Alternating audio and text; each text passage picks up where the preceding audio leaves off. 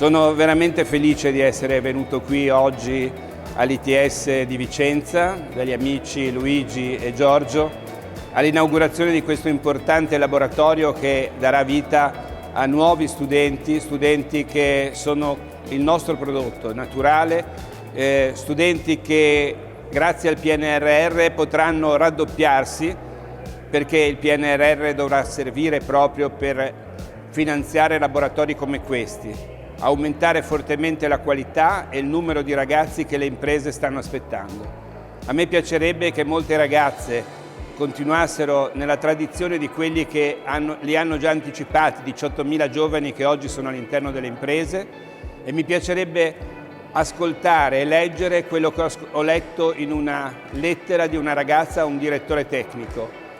Io, prima di entrare all'ITS, ero una persona che non sapeva più chi era.